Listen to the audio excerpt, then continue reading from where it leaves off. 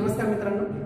Today I discuss about the next topics on measurement, that is error. आजच्या लेक्चरमध्ये आपण errors या पॉईंटवरती discussion करणार आहोत. प्रिव्हियस लेक्चरमध्ये आपण सिग्निफिकंट फिगर, रँडम यावरती चर्चा केली होती. आता एरर्स हा अतिशय इम्पॉर्टंट टॉपिक्स आहे due to the in terms of IIT or JEE mains और CET all types of exam. तर याच्यावर तुम्हाला एक किंवा दोन प्रॉब्लेम तुम्हाला विचारले जातात. Find the errors in the measurement of radius, find the measurement find the errors in the measurement of length. तर अशा पद्धतीचे तुम्हाला कॉन्सेप्ट किंवा अशा पद्धतीचे प्रॉब्लेम तुम्हाला विचारले जातात. मग आता अशा प्रॉब्लेमचे जर आपल्याला आन्सर द्यायचे असेल तर त्यासाठी आपल्याला एरर्स ही टर्म समजून घेणं किंवा अंडरस्टँड करणं खूप गरजेचं आहे. तर एरर्स ही जी टर्म आहे अतिशय सिंपल आहे. बघा कशाला आपण एरर्स म्हणतो, what is mean by the errors. तर आपण जनरली म्हणतो की मिस्टेक, एक्सपेरिमेंट, फिजिक्समध्ये आपण experiment is the base, measurement and experiment is the base of physics. मग आता मेजरमेंट करत असताना आपण जर नंबर ऑफ मिस्टेक जर केला तर तिला एरर क्रिएट होत असतात. मग हा एरर जर आपल्याला फाइंड आउट करायचं असेल तर कशामध्ये एरर फाइंड आउट केले जातात किंवा ॲक्च्युली एरर कशाला म्हणायचं ते अगोदर आपण एक्झाम्पलद्वारे एक एक्झाम्पल घेऊया, त्याद्वारे आपण एक्सप्लेन करूया.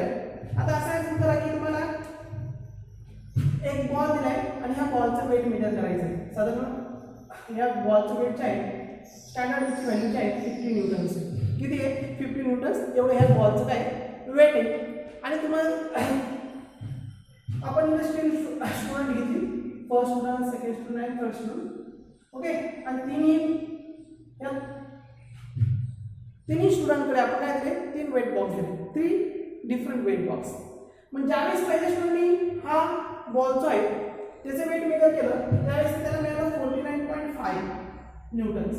सेकंड स्टुडंटला मिळालं 48.3 मिळालं, तर लास्ट स्टुडंटला मिळालं 50 न्यूटन्स. ओके, आता आपण जर इथे जर बघितलं तर जो लास्ट बॅलन्स जो होता वेट बॅलन्स, याने काय केलं, याचं ॲक्युरेट मेजरमेंट केलं. कारण काय ॲक्युरेट मेजरमेंट केलं तर तुम्ही म्हणजे त्याच्यामध्ये एरर झिरो आहे. काय याच्यामध्ये एरर झिरो आहे. का बरं एरर झिरो आहे? कारण याची जी स्टँडर्ड व्हॅल्यू आहे आणि याने जी मेजर केलेली व्हॅल्यू ह्या सेम आहे. मग इथं एरर झिरो झालं. इथं कोणत्या प्रकारचा एरर नाही, इथं एरर काय झाला, झिरो झाला. पण तुम्हाला जर इथे विचारलं तुम्ही नाही सर दिस इज रॉंग, याने खूप चुकीच्या पद्धतीने मेजरमेंट केलं. याच्यामध्ये तुम्ही जर बघितलं तर याने जी ह्या बॉलची जी व्हॅल्यू जी आहे जवळजवळ 1.7 टाइम्स काय सांगितली, कमी सांगितली. 1.7 काय सांगितली, कमी सांगितली. तर इथे सांगितलं तुम्ही की सर 0.5 काय सांगितली, ह्या बॉलची व्हॅल्यू फर्स्ट वननी कमी सांगितली. म्हणजे याचं जे मेजरमेंट आहे त्या याच्या मेजरमेंटमध्ये 0.5चं एरर, याच्या मेजरमेंटमध्ये 1.7चा एरर असेल. मग हा एरर जो आहे तो कसं कॅल्क्युलेट केला आपण, साधं सिंपल वेज. आपल्याला जी स्टँडर्ड व्हॅल्यू माहिती होती ती स्टँडर्ड व्हॅल्यू आणि या स्टँडर्ड व्हॅल्यूमधून ह्या दिलेली मेजरमेंट केली. मी ह्या मेजरमेंट केलेली व्हॅल्यू काय केली, आपण सबट्रॅक्ट केली. मग सबट्रॅक्ट केल्यानंतर आपल्याला मिळालं 0.5, इथे मिळालं 1.7 आणि इथे मिळालं 0. मग आपण काय होणार, इथे 0 एरर आहे, इथे 1.7 एरर आहे आणि इथं 0.5 एरर आहे. मग एरर्स ॲक्च्युली काय ते समजून घ्या. एरर्स definition बघा, the difference between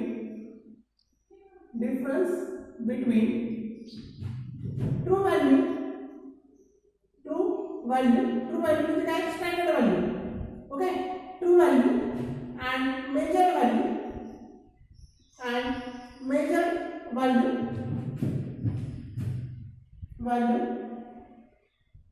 called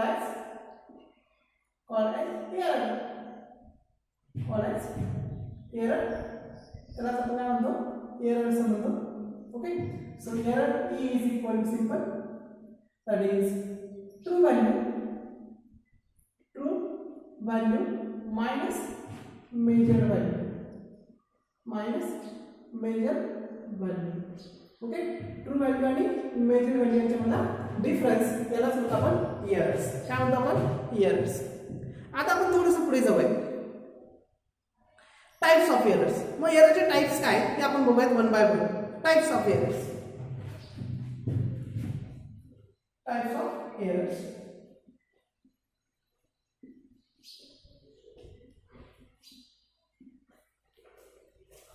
पहिल्यांदा बरोबर तुम्हाला हे समजलं काय, एरर्स म्हणजे काय.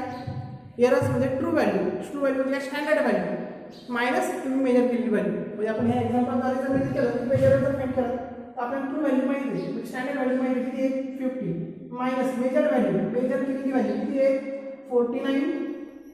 49.5 म्हणजे तुमची इथं व्हॅल्यू मेजरमेंट 0.5 म्हणतात. याच्या मेजरमेंटमध्ये बॉलच्या मेजरमेंटमध्ये इथे 0.5 चा एरर असेल. सेकंड एक्झाम्पल मी करून दिला आपण e is equal to 50 true value minus measure value किती 48.3 म्हणजे किती झाला हा 1.7. मग तुम्ही काय म्हणतात एरर किती आहे तर 1.7. आणि लास्ट एक्झाम्पल मध्ये बघितलं तर इथे ट्रू व्हॅल्यू किती आहे 50 आणि मेजर व्हॅल्यू किती आहे 50. कितीचा एरर आला 0. म्हणजे true value minus measured value यालाच म्हणलं जातं एरर्स. आता बघा टाइप्स ऑफ एरर मध्ये आपण बघूया. इन्स्ट्रुमेंटल एरर पहिला एरर जो आहे that is a instrumental error किंवा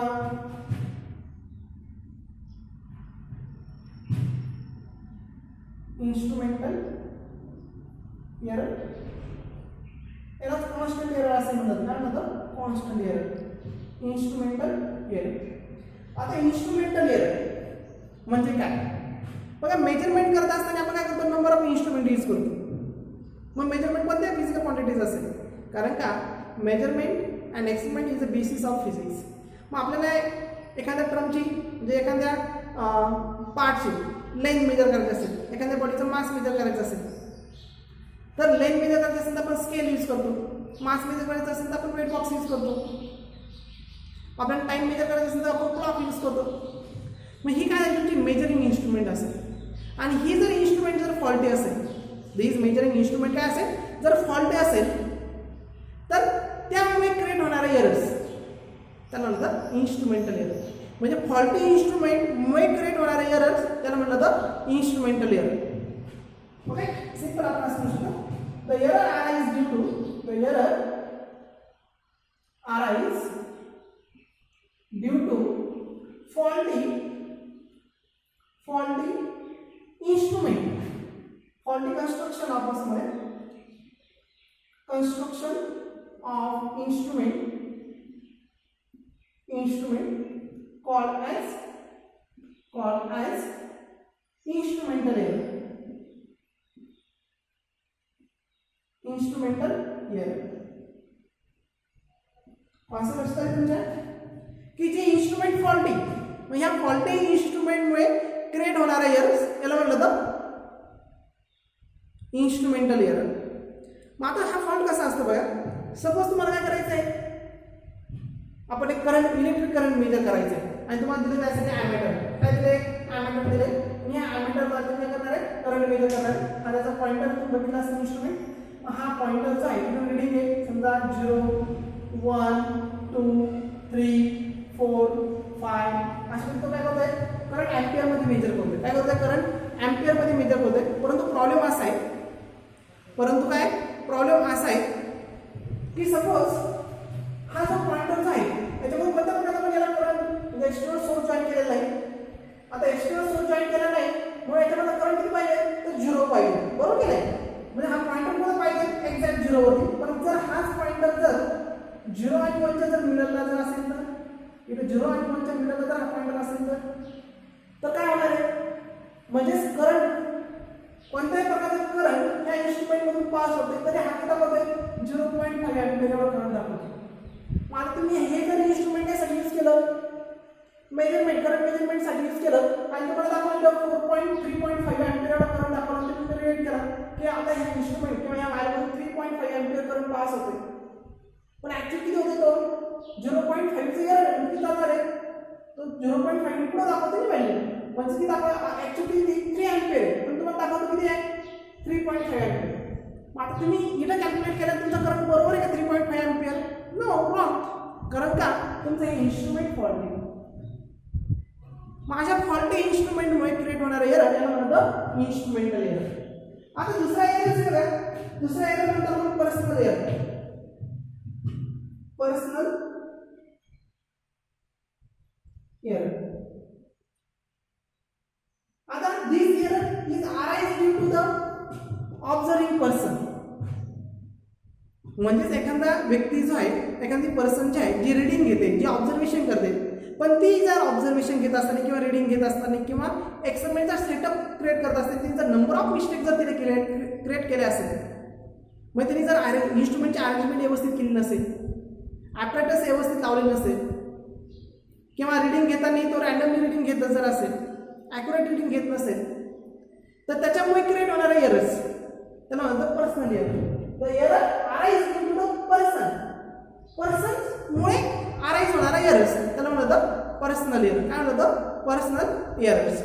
नंतर third that is errors due to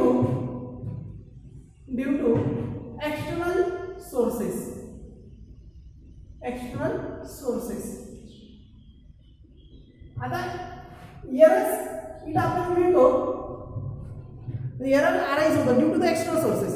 म्हणजे आपल्याला रिडिंग घ्यायचंय, आपण एखाद्या टर्मचं टेम्परेचर मेजर करायचंय सराउंडिंग किंवा रूम टेम्परेचरला 27 डिग्री सेल्सिअस आपलं रूम टेम्परेचर. या रूम टेम्परेचरला ठराविक पार्टचे ठराविक फिजिकल क्वांटिटीज काय करायचे तुम्हाला टेम्परेचर मेजर करायचे. पण जर सराउंडिंग टेम्परेचर 45 झालं 50 झालं तर ऑब्व्हियसली तर जे क्वांटिटीज आपल्याला मेजरमेंट करायचं त्याचं टेम्परेचर मेजर करायचं त्याचं टेम्परेचर ऑब्व्हियसली काय होणार आहे इन्क्रीज होऊन जाणार आहे.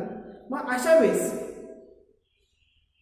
ही जी एक्सटर्नल अफेक्ट आहे मग टेम्परेचर असेल, प्रेशर असेल, ह्युमिडिटी असेल, ह्या टर्मचा तुमच्या मेजरमेंटवर काय होत असतो एफेक्ट होत असतो. मग the errors arise due to this external affect. मग एक्सटर्नल अफेक्ट तुमचं प्रेशर, टेम्परेचर, डेन्सिटी असेल, मॉइश्चर असेल, मग ह्या टर्ममुळे अराइज होणारा एरर्स त्याला म्हणलं तर errors due to the external source. आणि याच्यामध्ये फोर्थ पॉईंट आहे, फोर्थ एरर आहे that is a random error.